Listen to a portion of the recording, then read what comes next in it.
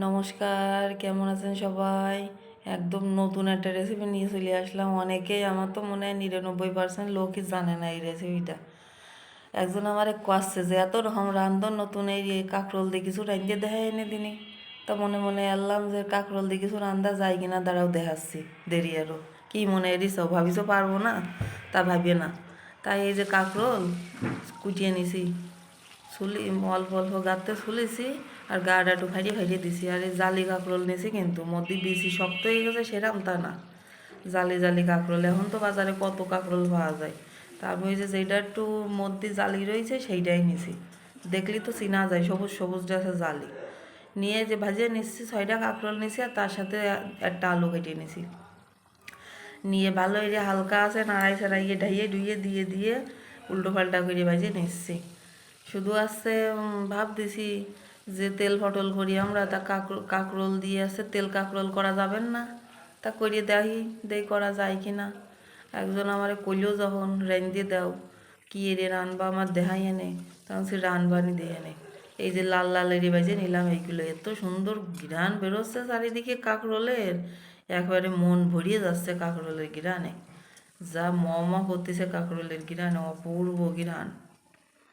এবার দুটিয়ে জিরিয়ে দিয়ে দিছি তেলের মধ্যে, আর দিয়ে দিলাম কয়টা পেঁয়াজ দিয়ে এবার ঝাল, তারপরে আসছে জিরিয়ে আদা বাইটিয়ে, কাঁচা জাল কিন্তু বাইটিয়ের মধ্যে দিয়ে দিছি।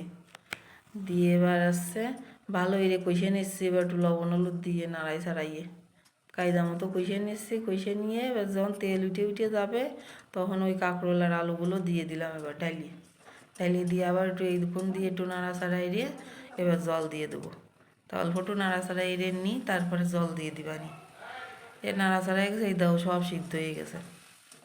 একটু টিপিয়ে টিপিয়ে দেখলাম, তা হালকা একটু সিদ্ধ হতেই বাইয়ে আছে, তা পরে আবার হয়ে যাবে না সিদ্ধ। এবার দিয়ে দিলাম একটু জল, জলের জন্য তাড়াতাড়ি জল দিয়ে আবার একটু নাড়াচাড়া এড়িয়ে এবার ভাব দিছি আবার একটু ডাইয়ে দিয়ে একটু ফুটিয়ে উঠুক, আর ওইটা আর একটু ভালো এড়ে সিদ্ধ হয়ে যাক। দই বা ডাইয়ে দিয়ে খানিক পরে আবার উঠোলাম, উঠোই দহি একটু দিলাম, কিন্তু 1 ফোঁটা চিনি, তোমাকে ইচ্ছে হলে দিবা না আলি দিবা না। আর দিয়ে দিলাম 1 চামচ গরম মশলার গুঁড়ো। হ্যাঁ, দিয়ে আবার একটু নাড়াচাড়া এড়িয়ে নিচ্ছি। নাড়াচাড়া এড়িয়ে আর একটু এই যে ঝোলটা আছে, ঝোলটা আর একটু টানাই নেবো, মানে এত ঝোল ফোল রাখবো না।